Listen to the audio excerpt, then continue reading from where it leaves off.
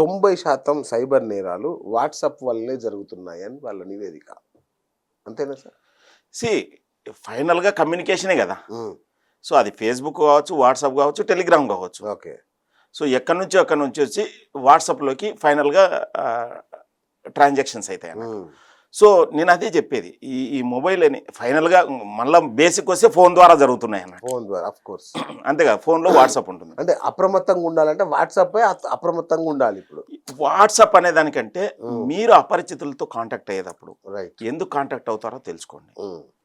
Simple, ఒకటే ఒక question, what do you want, who are you? అంతే. ఐ వాంట్ హెల్ప్ అయ్యూ అని, సారీ థ్యాంక్ యూ అని చెప్పాలి. ఈరోజు ఉమెన్స్ డే కదా. అవును. మీకు తెలిసిన నిన్న ముంబైలో ఒక ఆమెకు అమెజాన్ గిఫ్ట్ అని చెప్పి ఒక కంపెనీ ఆఫర్ చేసింది. 1000 రూపాయలు ఆమె తీసుకుంది. ఉమెన్స్ డే గిఫ్ట్ అని. Women's day gift, real women's day gift ఇచ్చింది. ఎన్కాష్ చేసుకుంది. ఒక కంపెనీ ఉమెన్స్ డే గిఫ్ట్ తరఫున ఎన్కాష్ ఏముంది. ఇప్పుడు సింపుల్గా చెప్తాను, ఎవరో లేడీ ప్రొఫైల్ చూసింటారు, బాగా పనిచేస్తున్నారని తెలుస్తుంది ఫేస్బుక్లోనూ అక్కడ ఇక్కడ. Madam women's day, happy women's day అంటే థ్యాంక్ యూ అని చెప్తారు. ఓకే, అయిపోయినాక మేము ఉమెన్స్ డే సందర్భంగా మీరు చేస్తున్న మంచి పనికి మేము గిఫ్ట్ ఇస్తామంటారు. అమెజాన్ గిఫ్ట్ ఇచ్చారు.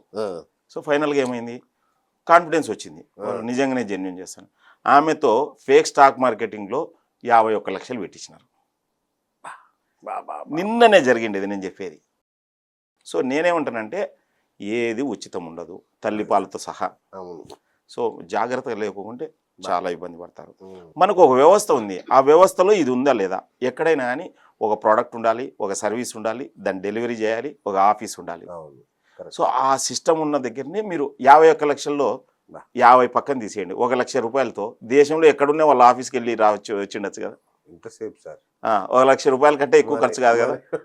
ఏ ఫ్లైట్లో పోయినా కానీ, ఏమైనా హోటల్ స్టే అయినా కానీ, సో వాళ్ళ ఆఫీస్కి వెళ్ళండి, వాళ్ళని చూడండి, ఇన్వెస్ట్ చేయండి. తర్వాత ఎవరో ముక్కుమోంది నేను వచ్చి ఆన్లైన్లో ఏదో చెప్తే కంపెనీలు బోర్డు ఉన్నాయి కదా ఇన్వెస్ట్ చేయడానికి, తెలుసుకోరు, గుడ్డిగా. రైట్ సార్, నా అకౌంట్ ఫ్రీజ్ అయింది, ఏం చేయాలి? మీ అకౌంట్ ఫ్రీజ్ అయింటే అసలుకి ఎందుకు ఫ్రీజ్ అయింది అది తెలుసుకోవాలి. అందుకు ఫ్రీజ్ అయిందంటే కంపల్సరీ మీ అకౌంట్ మీద ఎక్కడి నుంచో అన్వాంటెడ్ మనీ వచ్చి ఉంటుంది. ఏదర్ మీరు వాంటెడ్గా మీరు ఇన్వాల్వ్ అయినా ఉంటారో దాంట్లో, లేకపోతే మీకు తెలియకోకుండానే ఒక వ్యక్తి నుంచి డబ్బులు వచ్చింటాయి. లెటర్ సపోజ్ నాకే ఒక షాప్ ఉంది, ఎవరో వచ్చి నాకు పే చేసింటారు. ఆ పే చేసిన వ్యక్తికి ఇంకొక క్రిమినల్ నుంచి డబ్బులు వచ్చింటాయి. యాక్చువల్గా ఇది ఏమవుతుందంటే, ఎప్పుడైతే డబ్బులు పోగొట్టుకున్న వ్యక్తి కేసు పెడతాడో, ఆ కేసు పెడితే ఫ్రమ్ స్టార్టింగ్ అకౌంట్ నుంచి 4-5 అకౌంట్ వరుసగా ఫ్రీజ్ చేసేస్తారు. అమౌంట్ అన్న ఫ్రీజ్ చేస్తారు, కనీసం అకౌంట్ అన్న ఫ్రీజ్ చేస్తారు. ఈ రెండిట్లో ఏదో ఒకటి జరుగుతుంది. అమౌంట్ అన్న లీన్ అవుతుంది, అకౌంట్ అన్న ఫ్రీజ్ అవుతుంది. సో కంపల్సరీ ఎక్కడైతే కేసు పెట్టింటారో ఆ కేసు పెట్టిన పోలీస్ స్టేషన్ పోయి వాళ్ళు క్లియర్ చేసుకోవాల్సిందే. కంపల్సరీ లాయర్ సపోర్ట్ కావాలి. సో ఇలాంటి ఏదైనా కావాలంటే మనం ఏదైనా సహాయ సహకారాలు వెచ్చించవచ్చు. ఒకవేళ పోలీస్ కేసు పడింది అనుకోండి మన అకౌంట్ మీద, అప్పుడు ఏం చేయాలి? మన అకౌంట్ మీద పోలీస్ కేసు పడింది అంటే అదే అకౌంట్ బ్లాక్ అయి ఉంటుంది. అంటే మనం ఇన్వాల్వ్ అయి ఉంటాం దాంట్లో. అంటే ఇన్వాల్వ్ అంటే తెలిసి ఇన్వాల్వ్ అయినా తెలుసు, అంతే కదా. తెలిసి ఇన్వాల్వ్ అయినా తెలియక involve. So compulsory through lawyer ద్వారానే పోలీసు వాళ్ళకి అప్రోచ్ అయ్యి మిగతావన్నీ ప్రాసెస్ పూర్తి చేయాలి. లేదు నేనే విక్టిమ్ అనుకోండి, నేనే విక్టిమ్ అంటాను, నేను ఆల్రెడీ ఒక 50 ఇదో సేమ్ ఇప్పుడు అమెజాన్ గిఫ్ట్ ఆమెనే తీసుకుందాం, 50 లక్షలు పే చేసింది. 50 లక్షలు పే చేసింది. ఇప్పుడు ఆమె వెంటనే 1930 కంప్లైంట్ చేసింది అనుకో, ఐ థింక్ 4-5 లక్షలు హోల్డ్ చేయగలిగినారు అన్నట్టు. ఈ 4-5 లక్షలు వెనక్కి తెప్పించుకోవాలంటే మళ్ళీ త్రో కోర్టు ద్వారానే పోవాలి. సో కంపల్సరీ లాయర్ సపోర్టే తీసుకోవాలి. సో ఎందుకంటే ఎఫ్ఐఆర్ ద్వారానే అది రిలీజ్ చేయించుకోవాలి. ఇప్పుడు కంప్లైంట్ చేసి ఉంటారు కదా వీళ్ళు, అది హోల్డ్ చేసి ఉంటారు. మన cybercrime.gov.in అని ఒక వెబ్సైట్ ఉంది, 1930 వాళ్ళకి ఫోన్ చేస్తే అనుకోకుండా వాళ్ళు విత్డ్రా చేయకముందు అయితే అంతా హోల్డ్ చేయగలుగుతారు. బట్ క్రిమినల్ స్మార్ట్ కదా, డబ్బులు పడతానే వెంటనే విత్డ్రా చేయడం, దాన్ని ఇంకో గిఫ్ట్ కార్డులో కన్వర్ట్ చేయడం, బిట్ కాయిన్లో కన్వర్ట్ చేయడం చాలా చాలా ఫాస్ట్గా అయిపోతుంది. సింపుల్గా చెప్పాలంటే మన రియల్ లైఫ్లో మన పర్సు కొట్టేసింటాడు ఎవడో, బస్సులో పోయేటప్పుడు కొట్టేసినాడు, అక్కడే ఉంటాడా? సెకండ్లో మాయమైపోడు. అంతే కదా. ఈడ పర్సు బదులు వాడు విత్డ్రా చేస్తాడు అన్నట్టు, ఫిజికల్గా ఫట విత్డ్రా చేస్తారు. చాలామంది ఒక వీడియో అయితే ₹1,00,00,000 వస్తే భర్త చనిపోతే ఆమెను ఏదో మభ్యపెట్టి దాదాపు అంతా తీసుకున్నారు, 600 అకౌంట్లకు ట్రాన్స్ఫర్ చేసినారంట. అరౌండ్ 6 months 1 year బ్యాక్ అన్నట్టు. అట్లనే సో ఇది ఇట్స్ ఏ కంటిన్యూస్గా. దీంట్లో విచిత్రం ఏంటంటే మన తెలంగాణ గవర్నమెంట్ స్టాటిస్టిక్స్ ఇచ్చింది. దాదాపు 88,000 మంది మోసపోయినారు పర్టికులర్ మంత్లో. ఓకే. విషయం ఏంటంటే బాగా స్టాటిస్టిక్స్ ఇచ్చింది, నా దగ్గర ఫిగర్స్ కూడా ఉన్నాయి. ఓకే. ఆ స్టాటిస్టిక్స్లో నిరక్షరాస్యులు కేవలం 800 మంది. దేవుడా. మొత్తం అందరూ చదువుకున్న వాళ్ళే. అది పీజీలు కావచ్చు, యూజీలు కావచ్చు, పిహెచ్డీలు కావచ్చు.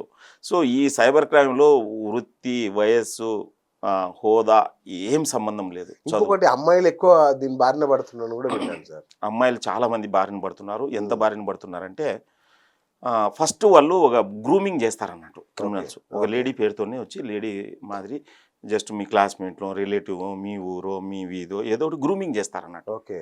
సో గ్రూమింగ్ చేసి ఏదో ఒక టైంలో ఏం చేస్తారంటే నాకు పర్సనల్గా కొన్ని ఇష్యూస్ ఉన్నాయని వాళ్ళు క్రిమినల్ ఏవో అన్వాంటెడ్ ఇష్యూస్ చెప్తారన్నట్టు. అట్లా అవతల ఎవరైతే విక్టిమ్ ఉంటారో సపోజ్ టు బి వాళ్ళు డిస్క్లోజ్ చేస్తారు. అవి స్క్రీన్ షాట్లు తీసుకొని మీ పేరెంట్స్ చూపిస్తాం, మీ ఫ్రెండ్స్ చూపిస్తాం, సోషల్ మీడియాలో డిస్క్లోజ్ చేస్తామని ఇలా బ్లాక్మెయిల్ చేస్తారు. అట్లా ఒక 3 కేసులు చెప్తాను నేను. ఓకే. మాజిద్ అనేవాడు హైదరాబాద్లో 2016లో 200 మంది ఇంటర్నేషనల్ స్కూల్ అమ్మాయిలు న్యూడ్ ఫోటోలు తెప్పించుకున్నాడు. మీరు యూట్యూబ్లో Majid Facebook arrested by C V Anand Cyberabad commissioner అని మీరు ఏదో ఈ వర్డ్స్తో సెర్చ్ చేయండి, యూట్యూబ్లో వీడియోలు ఉంటాయి. ఓకే. అట్లనే కడపలో ఒకడు ప్రసన్న కుమార్ అనేవాడు ఒక ఇంజనీరింగ్ కాలేజీలో చదువుతున్నాడు. వాడు ఏం చేసినాడు, చైన్ స్నాచింగ్ చేస్తున్నాడు. చైన్ స్నాచింగ్ ఎప్పుడోసారి పట్టుబడతారు కదా, పట్టుబడినాడు, జైలుకి పోయినాడు. అక్కడ సైబర్ క్రైమ్స్ గురించి తెలుసుకున్నాడు. వచ్చి 300 మంది లేడీస్ న్యూడ్ ఫోటోలు తెప్పించుకున్నాడు. అందులో 200 మంది మ్యారీడ్. ఎవరు కంప్లైంట్ చేయలేదు, ఎందుకంటే ఫ్యామిలీస్ కూలిపోతాయి. వాడు వేరే కేసులు ఇరుక్కుంటే పోలీసు వాళ్ళు ఫోన్ చూసి, ఇప్పుడు ఇంతకుముందు face is index of mind అన్నారు, phone is index of mind అన్నట్టు. ఇండెక్స్ కాదు, హోల్ బాడీ. అంతే కదా, ఎందుకంటే అన్వాంటెడ్ వీడియోలు కూడా ఉంటాయి దాంట్లో. సో అట్లనే హైదరాబాద్లో ఓడు వంశీ అనేవాడు 1000 మంది లేడీస్ని టార్గెట్ చేసి 40 కోట్లు గుంజినాడు. ఇప్పుడు నేను ఏం చెప్తున్నానంటే మనం క్షేమంగా ఉండొచ్చు, మన కుటుంబ సభ్యులు ఎలాంటి ఇబ్బంది పడుతున్నారో తెలియదు. మరి ప్రతి ఒక్కరూ వాళ్ళ కుటుంబ సభ్యులను, వాళ్ళ సంస్థ ఎంప్లాయీస్ను, స్టూడెంట్స్ను, ప్రతి ఒక్కరిని సేఫ్ గార్డ్ చూసుకోవాల్సిందే. దీంట్లో there is no short cut, ఏం లేదు. దుప్పటి కప్పి ఏదో హోమ్ పట్టానికి లేదు. ఓన్లీ అవగాహన కల్పించాలి. ఇలాంటి ఛానల్స్ ద్వారా వీడియోస్ అన్నా చూపించాలి, పర్సనల్గా ఎక్స్పర్ట్స్తో సెమినార్స్ ఇప్పించాలి, లేకపోతే there is no short cut. ఒకసారి సంఘటన జరిగిన తర్వాత బాధపడు. ఒక అమ్మాయి హైదరాబాద్లో ఏకంగా ముంబై పోయింది. తెలంగాణ పోలీసులు ట్రేస్ చేసుకొని తీసుకొని వచ్చినారు. విషయం ఏంటంటే ఇన్స్టాగ్రామ్ ఫ్రెండ్ ఆ ముంబై వాడు red light area agent. Last మినిట్లో పోలీసు వాళ్ళు ట్రేస్ చేసినారు కాబట్టి సరిపోయింది. అట్లనే జడ్చర్లో ఒక అమ్మాయి 9th క్లాస్ అమ్మాయి మర్డర్ అయింది.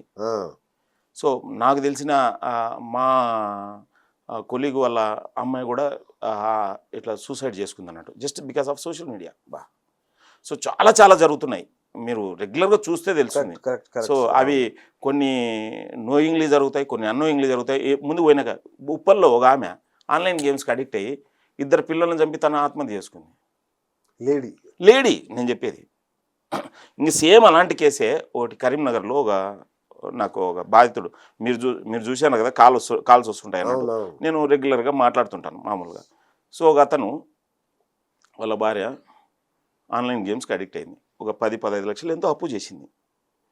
ఓకే, అప్పులో వచ్చినారు, తీవ్రతరం చేసినారు, ఎక్కడ చెప్పుకోలేకపోయింది, ఆత్మహత్య చేసుకుంది. సో ఇప్పుడు లేడీ ఆత్మహత్య చేసుకుంటే ఎవరి మీద అనుమానం పడతారు? భర్త మీద. సో బామర్దులు 498A కేసు పెట్టి బావని జైలు వేసినారు. తర్వాత బయటకు వచ్చినాక మొబైల్ అంతా ఓపెన్ చేసి ఆన్లైన్లో డబ్బులు పోగొట్టుకుని తెలిసింది. అంత దారుణంగా ఉందన్నట్టు బయట పరిస్థితి. సో ప్రాబ్లం ఎక్కడ స్టార్ట్ అయింది, ఎక్కడ ఎండ్ అవుతుంది అని God only knows. Even God also don't know. చెప్పారు సార్.